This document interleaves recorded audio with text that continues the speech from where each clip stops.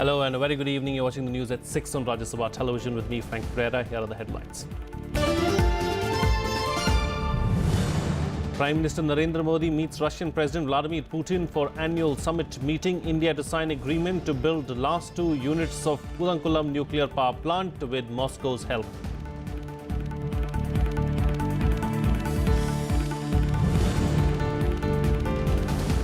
Union Minister Arun Jaitley allays fears of slowdown in the economy due to demonetization, assures nation that the Indian Army and the Border Security Force are in a position of strength at the line of control.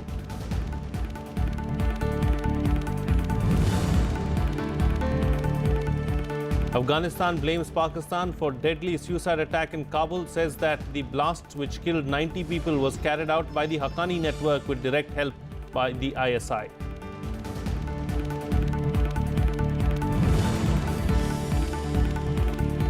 And US President Donald Trump to announce decision on the Paris climate deal amid speculation that he is preparing to pull out of the landmark deal.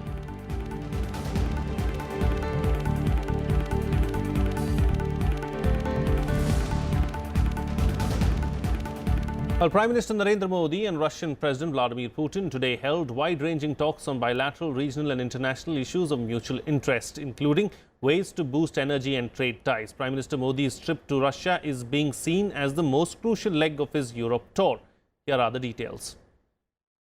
Prime Minister Narendra Modi and Russian President Vladimir Putin had a restricted meeting in which they touched on sensitive issues like terrorism, relations with China, US and Pakistan. Subjects like NSG and the UN Security Council reforms also figured in the talks, as did the scope of the defense and nuclear cooperation. Prime Minister Modi arrived in St. Petersburg last night. On Thursday, he started his official visit with floral tributes to victims of the Second World War. Modi also visited the historic memorial cemetery at St. Petersburg that is considered the cultural capital of Russia. The Prime Minister visited the monument to 5 lakh soldiers who were killed in the Second World War siege by German forces. St. Petersburg was known as Leningrad at that time, and Russia was ruled by Joseph Stalin. Later on Thursday evening, both leaders are expected to address joint CEO forums and sign bilateral agreements. President Putin is expected to later host a private dinner for Prime Minister Modi. Akhilesh Suman's report for Rajya Sabha TV. Well, moving on, now Finance Minister Arun Jaitley allayed the impact of demonetization on economic growth and stressed that the current growth of 7 to 8% was fairly reasonable by Indian standards. He also clarified that the RBI will give an accurate figure of the defunct notes returned once the counting process gets completed. A day after government data showed the economy in slowdown, Finance Minister Arun Jaitley dispelled concerns that it was due to demonetization. Against a backdrop of 6.1% growth in the fourth quarter this year, Jaitley outlined the achievements of the NDA government in the last 3 years. He said demonetization created a new normal and was a joint step in squeezing out the cash and shadow economy. There are several factors which can contribute to a GDP in a particular quarter. Some slowdown visible given the global and the domestic situation, even prior to the demonetization in the last year. But I do believe that in the current global situation, a 7 to 8% growth, which is at the moment the Indian normal, is a fairly reasonable, by global standards very good, by our own standards fairly reasonable level of growth. Jaitley reiterated that improving position on non-banking performing assets that were weighing down on the balance sheets of banks is a work in progress and a major challenge. RBI अपने जितने भी नियम थे उनके तहत एक प्रयास कर रही थी. अब एक और कदम हम लोगों ने उठाया है और अगले कुछ दिनों में उसके संबंध में जो कार्रवाई होगी, ये जो हम बैंकिंग रेगुलेशन का जो ऑर्डिनेंस लाए हैं उसके तहत मैं उम्मीद करता हूं कि आने वाले कुछ दिनों में इसमें एक्टिव कार्रवाई उस मैकेनिज्म के तहत होगी. Jaitley clarified that Civil Aviation Ministry will explore the mechanism to privatize Air India. He was also confident that GST will usher a revolution in tax administration. Kriti Mishra, Rajya Sabha TV. Well, Defence Minister Arun Jaitley has assured the country that the Indian Army and the Border Security Force have been dominating the line of control over the past few weeks. He also slammed Pakistan for fomenting cross-border terrorism and scuttling chances of a dialogue. Indian forces have foiled multiple infiltration attempts by terrorists from Pakistan recently. Defence Minister Arun Jaitley says that this has enabled Indian forces to build pressure on both Indian militant groups and foreign terrorists. Jaitley also stressed that India has taken steps to ease tensions with Pakistan. But the neighbour responded by orchestrating attacks at Indian Army in Pathankot and Uri. At the swearing in of the government, when the SARC neighbours were invited, Pakistan Prime Minister was invited. And our Prime Minister dropped in at Lahore at a social function in Prime Minister Nawaz Sharif's family, were all steps intended to ease the tension. But each one of these has been responded by, let us say, a Pathankot or an Uri, or even the mutilation of 2 of our soldiers. And therefore, that environment which must exist for a talk has been successfully prevented by Pakistan. The Defence Minister also dismissed reports of mounting unrest and public anger in Kashmir and said that the situation on the ground was mostly normal. His assertion came in the wake of clashes between security forces and the public in Kashmir.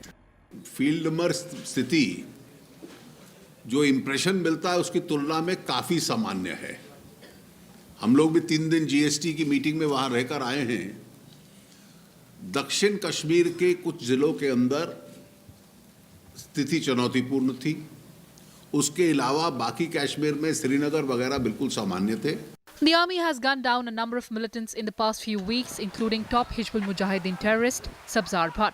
However, there have been allegations of human rights violations as well. Kriti Mishra, Rajya Sabha TV.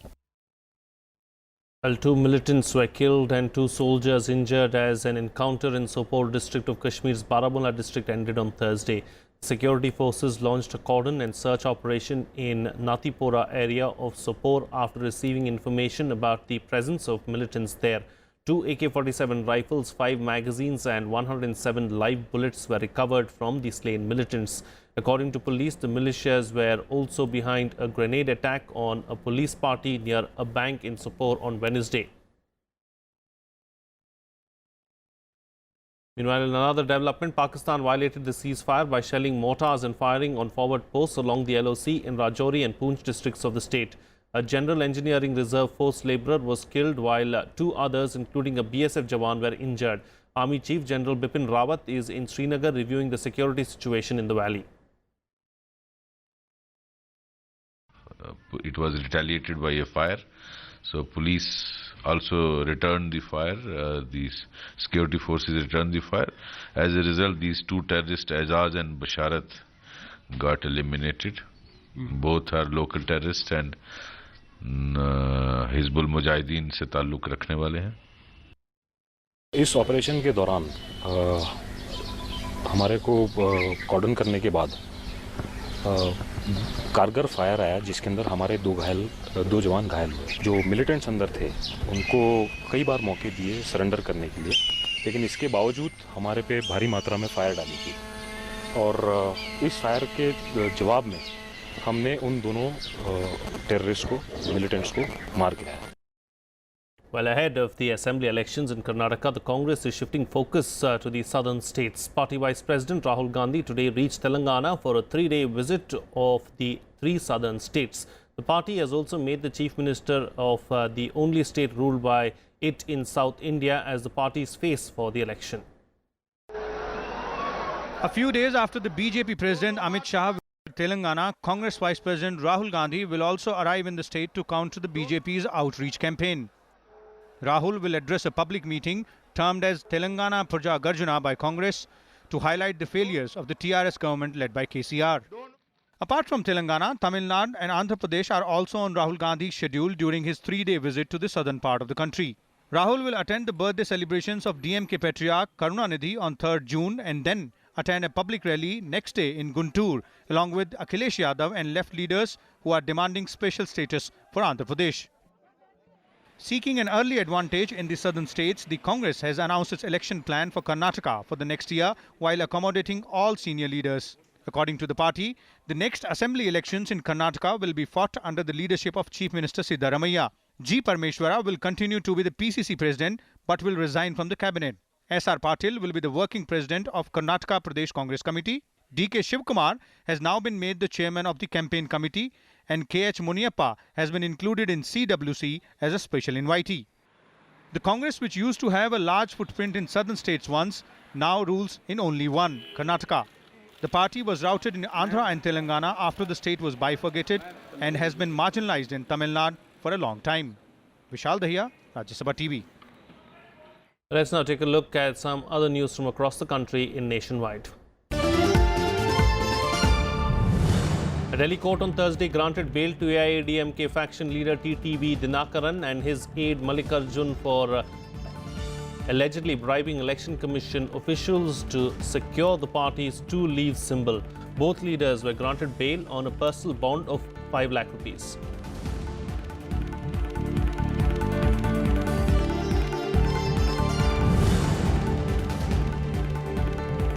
The Aam Aadmi Party will hold an EVM hackathon on June 3rd. The party said it will organize its hackathon on the lines of the demonstration it held in the Delhi Assembly last month.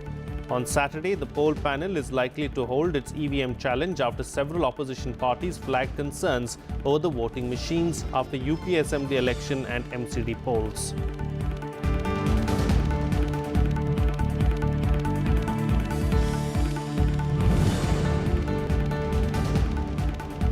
Farmers across Maharashtra are on an indefinite strike from today. They are demanding loan waiver and a minimum support price guarantee. If the strike continues beyond 2 to 3 days, supply of milk, vegetables and fruits is likely to be affected in Mumbai and other parts of the state. Chief Minister Devendra Fadnavis met the delegation of farmers on Tuesday, but there was no breakthrough.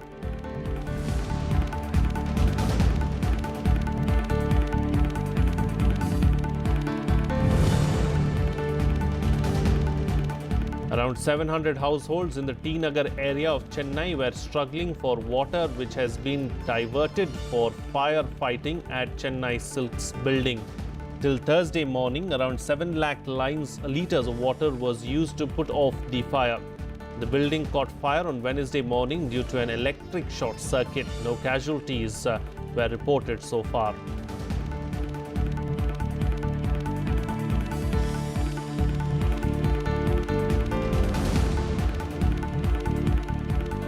It's time for a short break now, but news and updates will continue on the other side. Stay tuned, we'll be right back.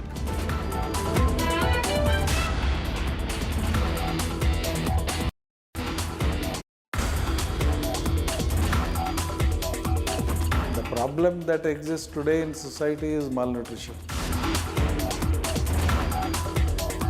They are the powerhouse of nutrition. You don't find in any other grain such a nutrition available. All the millets put together, they are nature of high rich fiber. These crops are good for planet, good for the farmer and good for you.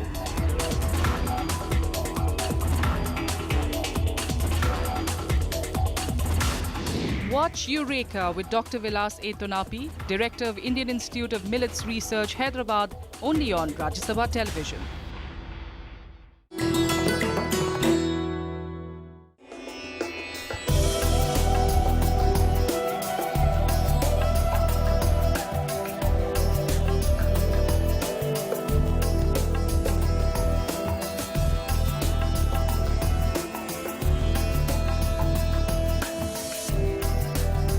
Hampi, the austere, grandiose site, was the capital of the last great Hindu kingdom of Vijayanagar. Enriched by the cotton and the spice trade, Hampi was one of the most beautiful cities of the medieval world. Its palaces and Dravidian temples were admired by Arab, Portuguese and Italian travelers. Built between 1336 to 1570 AD, the city was pillaged over a period of 6 months before being abandoned and is now one of the most striking ruins of the world.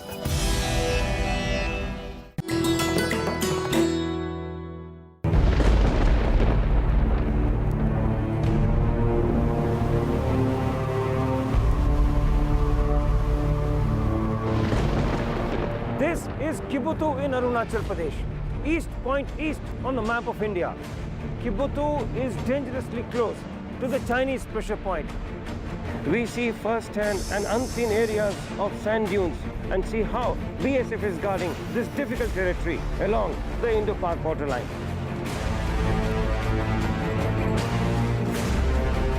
We are now slowly entering into the interior-most parts of the Sir Creek area. Indo-Tibetan Border Police Force justifies each word of this saying. Watch super exclusive episodes of National Security Series only on Rajya Sabha television.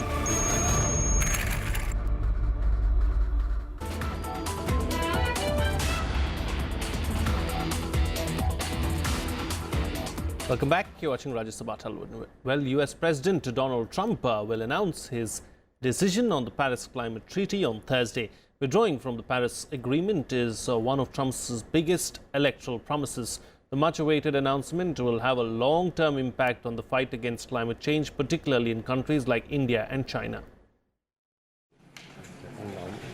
US President Donald Trump will announce his decision on the Paris climate deal on Thursday amid strong indications that he's preparing to pull out of the landmark deal, possibly weakening the fight against global warming. Trump said that abandoning the Paris Climate Agreement would be a victory for the American economy, but added that he was hearing from people on both sides. You're going to find out very soon. I'm hearing from a lot of people both ways. Leaders across the globe have urged the American president to take climate change seriously, with many also warning Trump that a pullout won't be easy.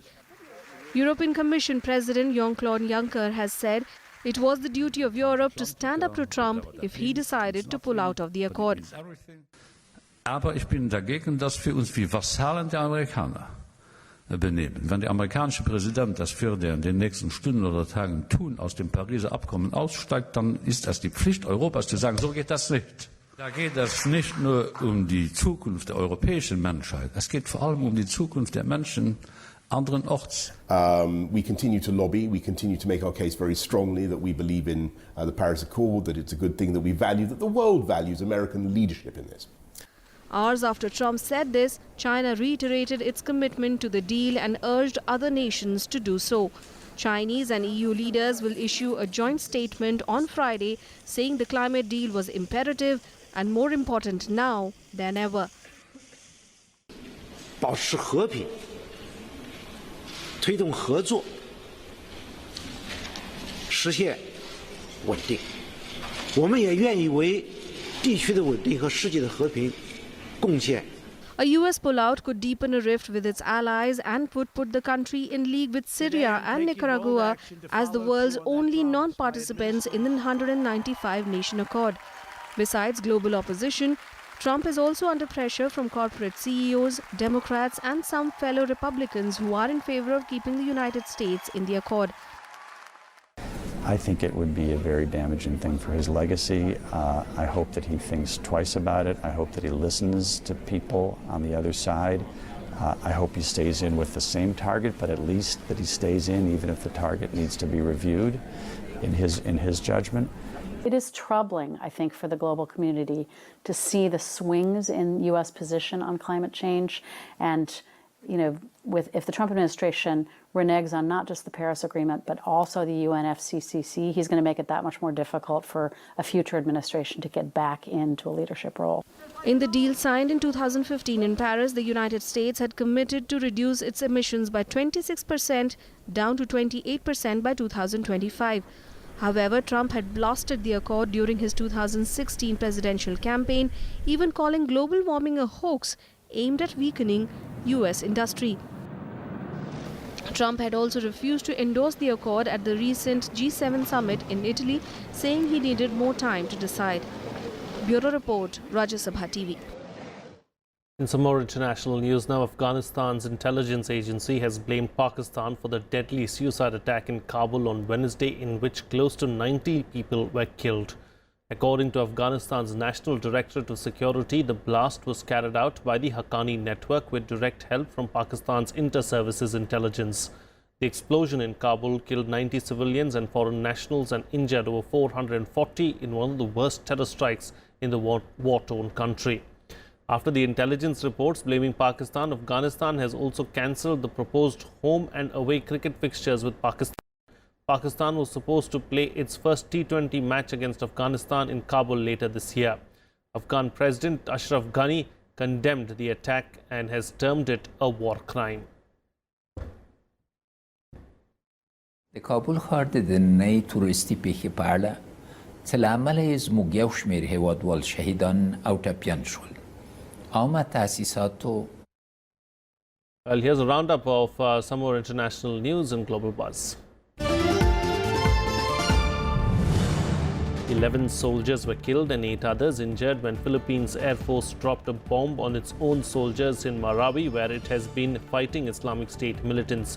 Authorities claim the errant airstrike was due to the fog of war, which made them take a wrong call.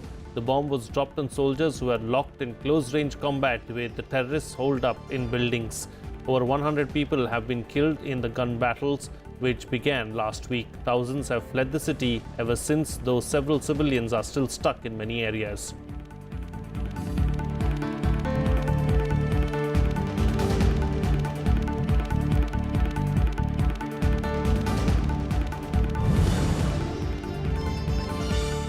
The Trump administration on Thursday rolled out a new questionnaire for United States visa applicants worldwide. Under the new procedures, consular officials can request all prior passport numbers, 5 years' worth of social media handles, and 15 years of biographical information. The new questions, part of an effort to tighten vetting of visitors to the US, was approved on May 23rd by the Office of Management and Budget.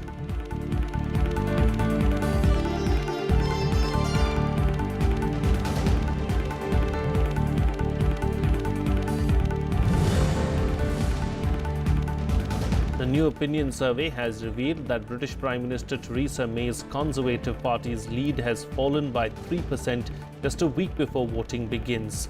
And the data showed May's lead has collapsed from 24 points since this surprised both rivals and financial markets on April 18 by calling the election. Opposition Labour polled 39% against the Conservatives' 42%.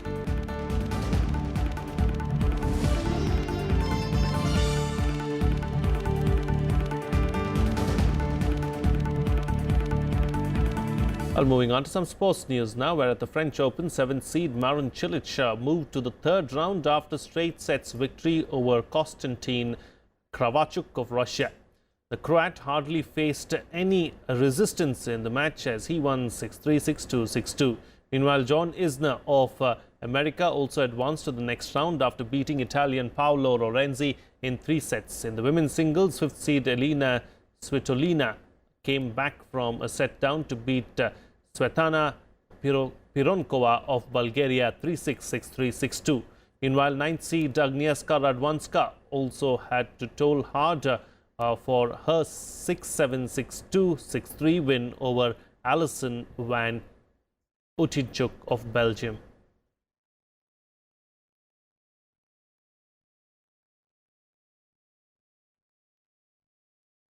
Well, that's it on this newscast. Have a good evening.